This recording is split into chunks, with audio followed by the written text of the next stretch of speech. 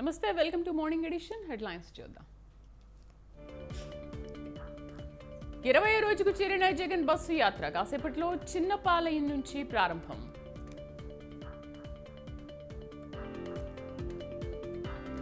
అభ్యర్థులకు బి ఫారాలు ఇవ్వనున్న చంద్రబాబు, అభ్యర్థిత్వాల మార్పుపై తర్జన భర్జన.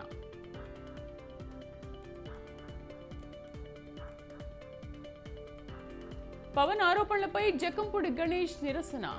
బెట్టింగ్ రాకెట్ ఆరోపణలను నిరూపించాలని సవాల్.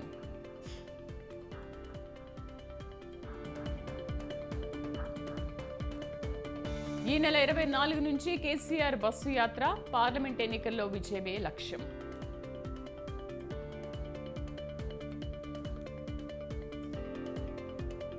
ఐపీఎల్లో నేడు 2 మ్యాచ్లు. కోల్కతా వర్సెస్ బెంగళూరు మధ్య కీలక మ్యాచ్.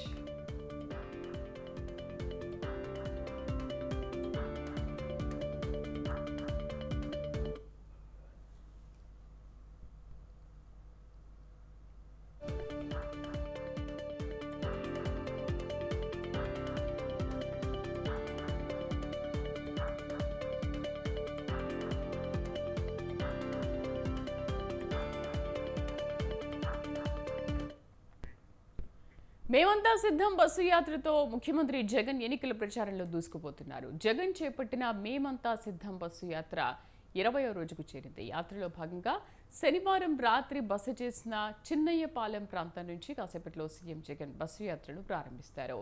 పినగాడి జంక్షన్, లక్ష్మీపురం మీదుగా వేపగుంట జంక్షన్ దాటిన తర్వాత భోజన విరామం తీసుకుంటారు.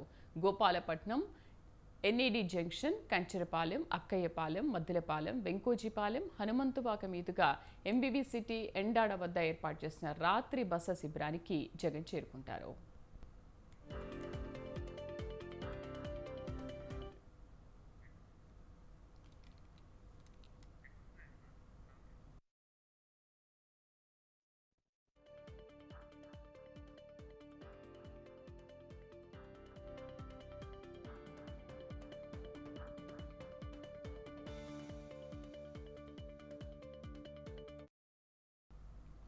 రెండు 2024 లోక్సభ ఎన్నికల నామినేషన్ల ప్రక్రియ మొదలైన కరీంనగర్ పార్లమెంటు నియోజకవర్గం కాంగ్రెస్ అభ్యర్థుల ఎంపిక ఇంకా ఓ కొలిక్కి రాలేదు.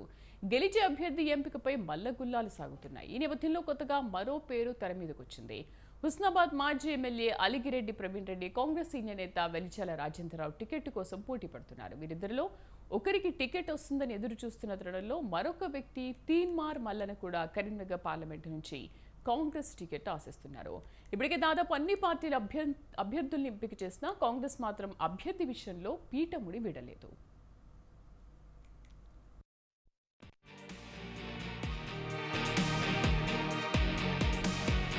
కరీంనగర్ పార్లమెంటరీ స్థానాన్ని అటు బీజేపీ, కాంగ్రెస్, బీఆర్ఎస్ పార్టీలు ప్రతిష్టాత్మకంగా భావిస్తున్నాయి. బీజేపీ జాతీయ కార్యదర్శి బండి సంజయ్, బీఆర్ఎస్ నుండి మాజీ ఎంపీ బోయినపల్లి వినోద్ కుమార్ పేర్లు ఖరారయ్యాయి. కాంగ్రెస్ పార్టీ మాత్రం అభ్యర్థుల ఎంపికలో ఇంకా దోబూచులాడుతూనే ఉంది. నామినేషన్ల ప్రక్రియ మొదలైన కాంగ్రెస్ అధిష్టానం అభ్యర్థుల ఎంపికలో తాత్సారంలో ఆంతర్యం ఏమిటో అని కాంగ్రెస్ పార్టీ కార్యకర్తలు, నాయకులు పరేషాన్లో ఉన్నారు.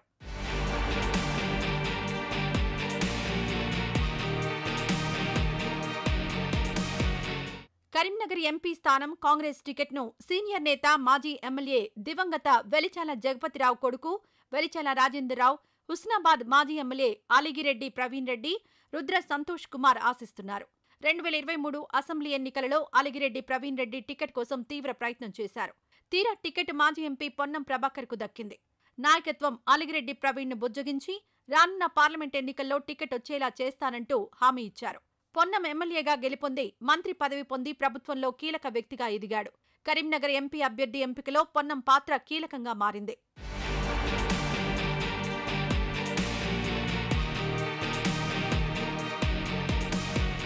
టీపీసీసీ చీఫ్ రేవంత్ కేంద్ర ఎన్నికల కమిటీతో చర్చల పరంపర చేసినా అభ్యర్థి ఎంపిక తేలలేదు. దీంతో కార్యకర్తలు ఆందోళన చెందుతున్నారు. రెడ్డి సామాజిక వర్గం అలిగిరెడ్డి ప్రవీణ్ రెడ్డి, వెలమ సామాజిక వర్గం నుంచి వెలిచాల రాజేంద్రరావు టికెట్ కోసం పోటీ పడుతున్నారు. వారి బలాబలాలపై పార్టీ అధిష్టానం ఇంకా లెక్కలు వేసుకుంటూ కాలం వెళ్లదీస్తోంది. వెలమ సామాజిక వర్గానికి చెందిన వెలిచాల రాజేంద్రరావు వైపే అధిష్టానం ఎక్కువ మొగ్గు చూపుతున్నట్లు తెలుస్తోంది. దీంతో టికెట్ కేటాయింపులో నెలకొన్న ఉత్కంఠ ఇంకా కొనసాగుతూనే ఉంది.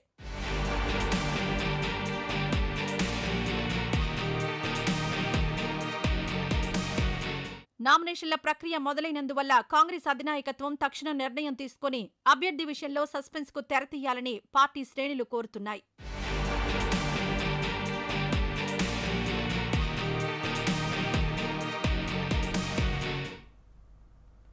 టీడీపీ వైసీపీల పాలనలో రాష్ట్రానికి ఒరిగిందేమీ లేదని తీవ్రస్థాయిలో విమర్శలు గుప్పించారు ఏపీ కాంగ్రెస్ అధ్యక్షురాలు వైఎస్ షర్మిల.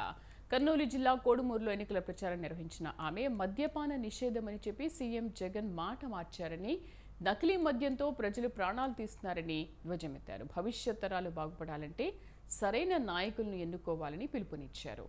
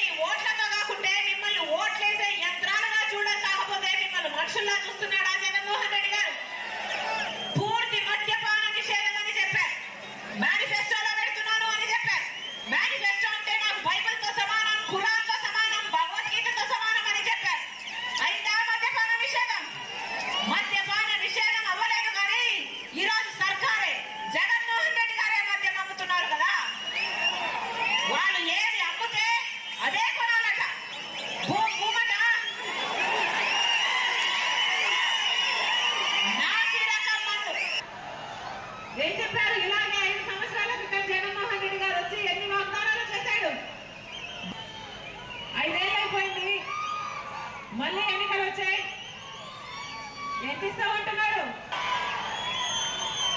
డబ్బులు ఎవరిచ్చినా తీసుకోండి, కానీ ఓటు మాత్రం. నంద్యాలలో ఇవాళ ఏపీ కాంగ్రెస్ అధ్యక్షురాలు వైఎస్ షర్మిల పర్యటించనున్నారు. సాయంత్రం షర్మిల రోడ్ షో నిర్వహించనున్నారు. కాంగ్రెస్ అసెంబ్లీ అభ్యర్థి గోపవరం గోకుల కృష్ణారెడ్డికి మద్దతుగా ప్రచారం చేస్తారు. షర్మిల నంద్యాల పర్యటనను ప్రజలందరూ విజయవంతం చేయాలని కాంగ్రెస్ నేత గోకుల కృష్ణారెడ్డి తెలిపారు. ఎన్నికల నేపథ్యంలో ప్రచారంలో ప్రజలు కాంగ్రెస్ పార్టీని ఆదరిస్తున్నారని అన్నారు. కాంగ్రెస్ పార్టీ ఇచ్చిన 9 వాగ్దానాలు ప్రజలకు ఎంతో మేలు జరుగుతుందని అన్నారు.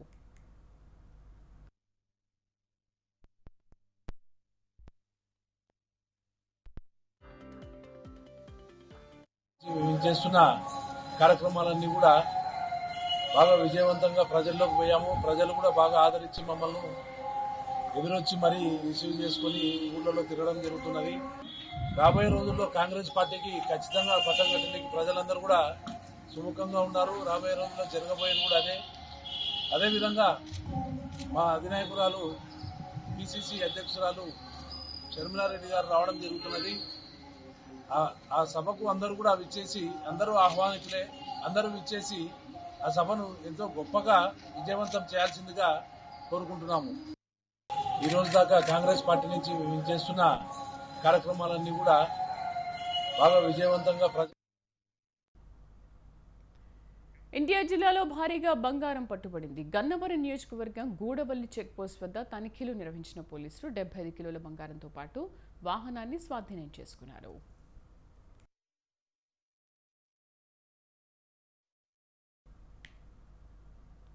మేడ్చల్ జిల్లా గుండ్లపోచంపల్లి మైసమ్మగూడలోని నరసింహారెడ్డి ఇంజనీరింగ్ కళాశాలలో 13వ గ్రాడ్యుయేషన్ డే కార్యక్రమాన్ని ఘనంగా నిర్వహించారు.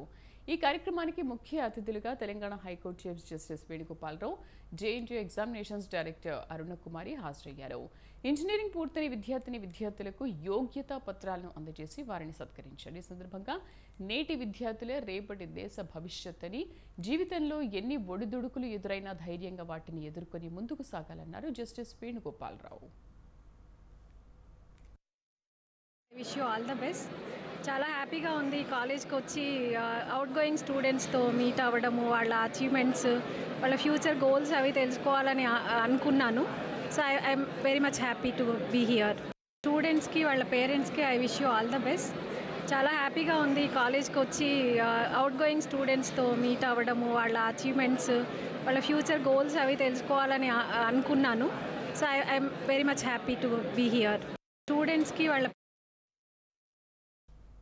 2024 లోక్సభ ఎన్నికలు తొలి దశలో 102 నియోజకవర్గాలకు పోలింగ్ ముగిసింది. మొదటి విడత పోలింగ్ ట్రెండ్ పరిశీలిస్తే కాషాయం వెలవెలబోయినట్లే స్పష్టమవుతోంది. ఫస్ట్ షోలో బీజేపీ పర్ఫార్మెన్స్ పై మిశ్రమ స్పందన కనిపిస్తోంది.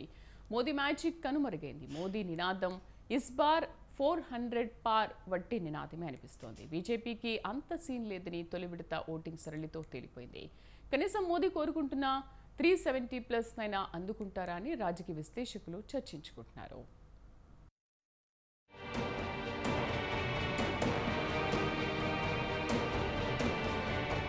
ఈసారి లోక్సభ ఎన్నికల ప్రచారం ఆరంభిస్తూనే ప్రధాని నరేంద్ర మోదీ ఇస్ బార్ 400 పార్ అని నినదించారు.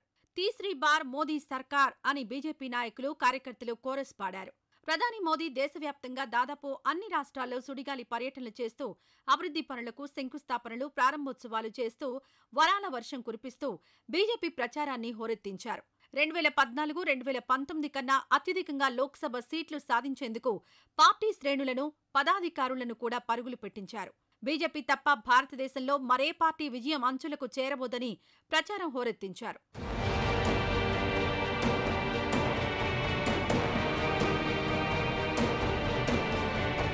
గత 5 దశాబ్దాలుగా లోక్సభ ఎన్నికల ఫలితాలను గమనిస్తే 1984 లోక్సభ ఎన్నికల్లో రాజీవ్ గాంధీ ఆధ్వర్యంలో కాంగ్రెస్ పార్టీ 414 స్థానాలను గెలుచుకుంది. స్వర్గీయ ప్రధాని ఇందిరాగాంధీ హత్యానంతరం సానుభూతి పవనాల కారణంగానే కాంగ్రెస్కు ఈ విజయం దక్కింది. ఆ తర్వాత ఏ పార్టీ 400 మార్కు దాటలేదు. 2014లో మోదీ ప్రభంజనంలో కూడా బీజేపీ 400 మార్కు దాటలేదు. 2014లో ఎన్డీఏ కూటమి 336 సీట్లు సాధిస్తే బీజేపీ 282 సీట్లను కైవసం చేసుకుంది. 2019లో ఎన్డీఏ కూటమి 353 స్థానాలు గెలుచుకుంటే బీజేపీ 303 స్థానాల్లో విజయం సాధించి పూర్తి మెజారిటీతో ప్రభుత్వాన్ని ఏర్పాటు చేసింది. ఈసారి ఎన్డీఏ 400కు పైగా సాధించాలన్న లక్ష్యంతో కాషాయ దళం ఎన్నికల గోదాలో దిగింది.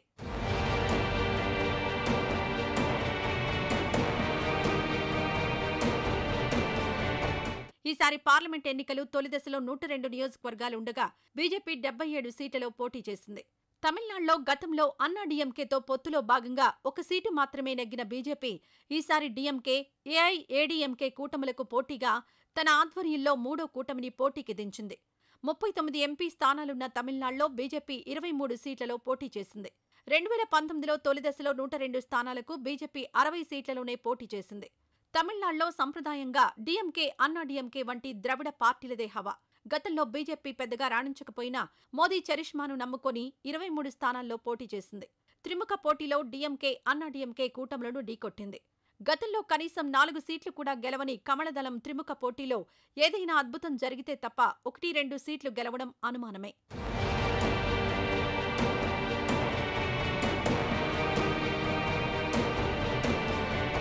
తొలి దశలో బీహార్లో 4 స్థానాలకు, ఉత్తరప్రదేశ్లో 8 స్థానాలకు, పశ్చిమ బెంగాల్లో 3 స్థానాలకు, రాజస్థాన్లో 12 స్థానాలకు, ఉత్తరాఖండ్లో 5 స్థానాలకు ఎన్నికలు జరిగాయి. అక్కడి పోలింగ్ సరళిని పరిశీలిస్తే బీజేపీ సునామీనే ఎదుర్కొన్నట్లు కనిపిస్తోంది. బీహార్లో ఆర్జేడీ, కాంగ్రెస్ కూటమి, యూపీలో అఖిలేష్ యాదవ్ ఆధ్వర్యంలో కూటమి, బెంగాల్లో మమతా బెనర్జీ, టీఎంసీల హవా నడిచిందని, బీజేపీ వెలవెలబోయిందని వార్తలందుతున్నాయి. ముఖ్యంగా ఇండియా కూటమికి అనుకూల వాతావరణం ఉన్నట్లు సూచనలు వస్తున్నాయి. దీంతో మోదీ అండ్ కో 400 పార్ కాదు కదా, కనీసం 370 వైపు అడుగులు వేస్తుందా అన్నది అనుమానమే. ये ऐसी पश्चिम की हवा चली है कि पश्चिम की हवा ने सब पलट दिया. बताओ ये पलटने वाली हवा थी कि नहीं थी पहले चरण की? और जो लोग दूसरी दल की फिल्म को, उनकी फिल्म के शो को फ्लॉप शो बोल रहे थे, बताओ पहली दिन ही पहले शो में भारतीय जनता पार्टी की फिल्म फ्लॉप हो गई कि नहीं हो गई फ्लॉप? न केवल उनकी फिल्म फ्लॉप हुई है, अब उनकी कोई घिसी पिटी कहानी सुनना नहीं चाहता है. కాంగ్రెస్ విషయానికొస్తే తొలి దశలో 102 స్థానాల్లో 65 స్థానాలకే పోటీ చేసింది.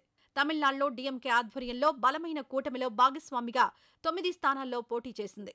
2019లో కాంగ్రెస్ ఈ రాష్ట్రంలో 8 స్థానాలను గెలుచుకుంది. అదే ఎన్నికల్లో డీఎంకే 19 స్థానాలు గెలుచుకుంది. 2019లో కాంగ్రెస్ మొత్తం మీద 52 స్థానాలు నెగ్గితే యూపీఏ స్కోర్ 98 దాటలేదు.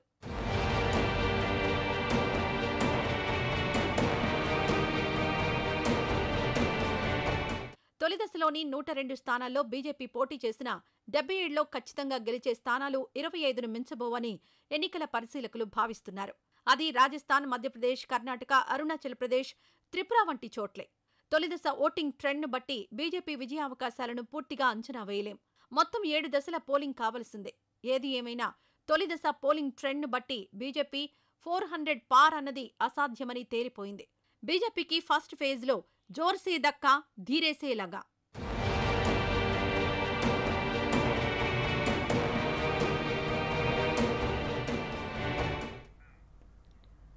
2024 లోక్సభ ఎన్నికల రాజకీయాలు, పార్టీల ప్రచారం రాజ్యాంగం చుట్టూ సాగుతున్నాయి. బీజేపీ మళ్లీ అధికారంలోకి వస్తే రాజ్యాంగాన్ని పూర్తిగా మార్చేస్తుందని, ఇక ఇదే చివరి ఎన్నికలు కాగలవని కాంగ్రెస్, కమ్యూనిస్టులతో సహా ప్రతిపక్ష పార్టీలు దుమ్మెత్తిపోస్తున్నాయి.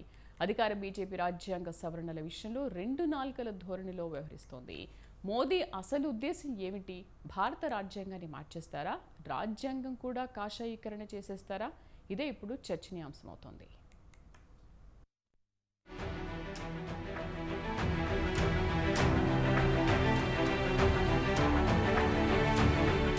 బీజేపీ అధికారంలోకి వచ్చిన గత 10 ఏళ్లలో రాజ్యాంగానికి ఎన్నో సవరణలు చేసింది. ఆర్టికల్ 370 రద్దు, జమ్మూ కాశ్మీర్, లద్దాఖ్ కేంద్రపాలిత ప్రాంతాలుగా ఏర్పాటు, పౌరసత్వ సవరణ చట్టం, దశాబ్దాలుగా ఉన్న Indian penal code, evidence act తో సహా ఎన్నో మార్పులు చేసింది. రాజ్యాంగం విషయంలో బీజేపీ పెద్దలు రోజుకో మాట మాట్లాడుతూ రెండు నాలుకల ధోరణి ప్రదర్శిస్తున్నారు. ప్రధాని మోదీ, హోంమంత్రి అమిత్ షా, ఉపరాష్ట్రపతి జగదీప్ ధన్కర్ తో పాటు చిన్న పెద్ద నాయకులు తరచూ రాజ్యాంగం మార్పుపై ఏదో రకమైన వ్యాఖ్యలు చేస్తూ సంచలనాలు సృష్టిస్తున్నారు. ప్రధాని మోదీ 400కు పైగా పార్లమెంటు స్థానాలను గెలుచుకోవాలని ఎన్నికల ప్రచారంలో హోరెత్తిస్తుంటే రాజ్యాంగాన్ని సమూలంగా మార్చేందుకే 400 సీట్లు కోరుకుంటున్నారని ప్రతిపక్షాలు మండిపడుతున్నాయి.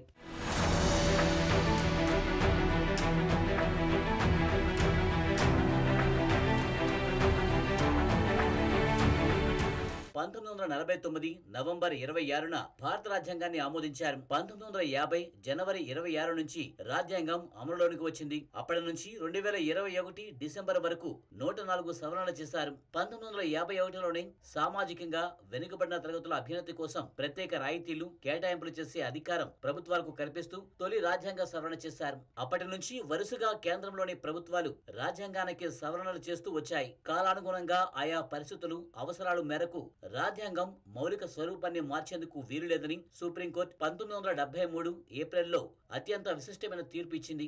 దీంతో కేంద్రంలో ఏ ప్రభుత్వం ఉన్నా సుప్రీంకోర్టు తీర్పును దృష్టిలో పెట్టుకునే సవరణలు చేస్తూ వచ్చాయి.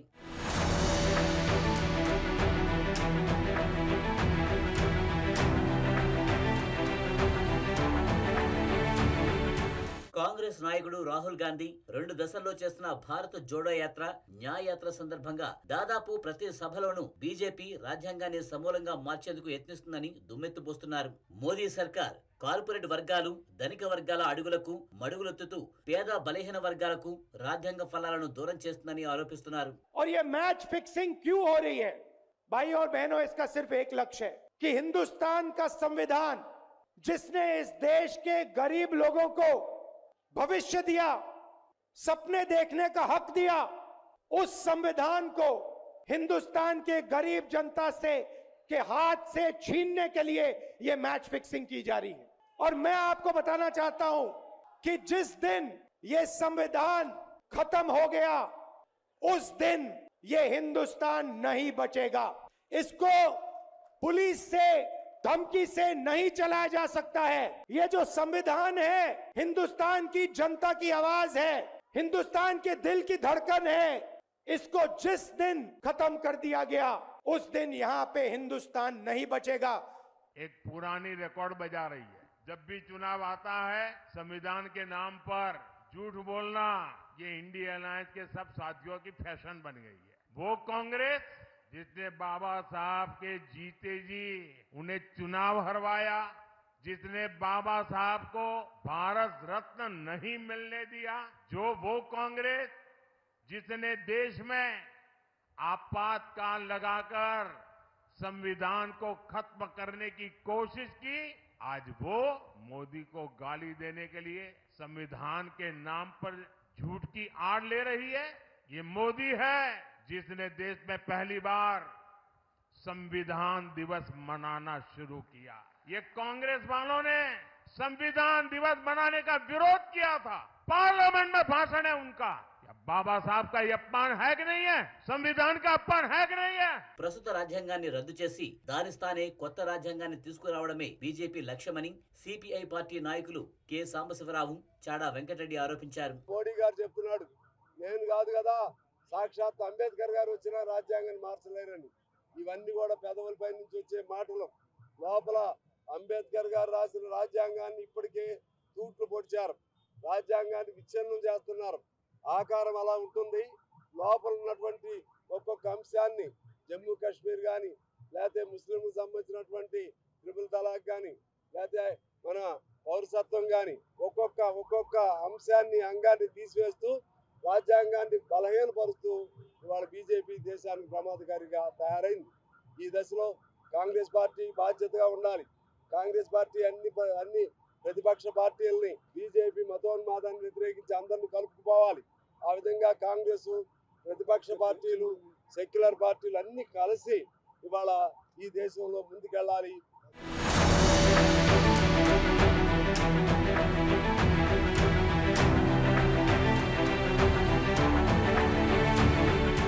ప్రధాని మోదీ రాజ్యాంగ సవరణలపై ప్రతిపక్షాల ఆరోపణలను తిప్పికొడుతున్నారు. కానీ అవసరమైతే రాజ్యాంగాన్ని మార్చవచ్చునని పలువురు కాషాయదళం ఎంపీలు, ఎంపీ అభ్యర్థులు అరుణ్ గోవింద్, జ్యోతి మిర్జా, అనంత్ కుమార్ హెగ్డే, లల్లు సింగ్లు వాదిస్తున్నారు. బీజేపీ, ఆర్ఎస్ఎస్ ఎప్పటి నుంచో రాజ్యాంగాన్ని మార్చాలని డిమాండ్ చేస్తూ వచ్చాయి. 1949లోనే బీజేపీ మాతృ సంస్థ అయిన ఆర్ఎస్ఎస్ భారత రాజ్యాంగాన్ని వ్యతిరేకించింది.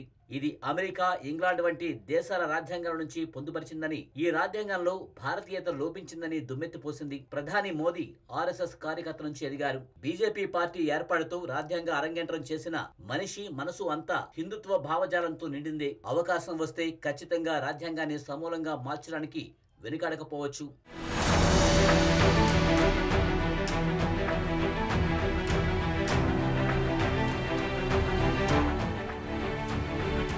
గతంలో ఏ లోక్సభ ఎన్నికల్లోనూ రాజ్యాంగం సవరణలపై ఇంత పెద్ద ఎత్తున చర్చ జరగలేదు. ఈ ఎన్నికల్లో అన్ని రాజకీయ పార్టీలు పదే పదే ఇదే అంశాన్ని చర్చిస్తున్నందువల్ల సామాన్య ప్రజలు, ప్రజాస్వామికవాదులు ఈ ఎన్నికల్లో ఎలా స్పందిస్తారో చూడాలి.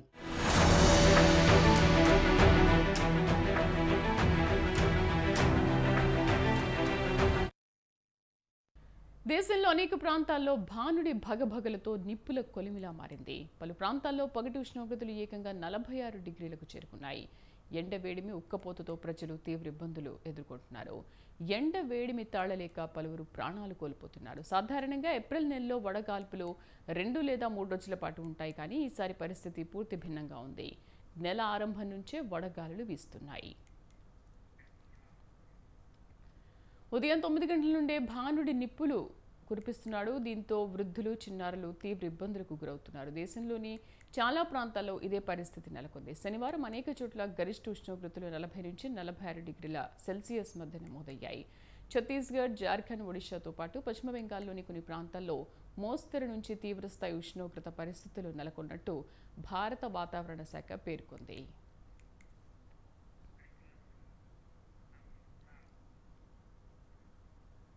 ఇవి బులెటిన్ విశేషాలు. మరిన్ని అప్డేట్స్తో మరో బులెటిన్లో మళ్ళీ కలుద్దాం. నమస్తే.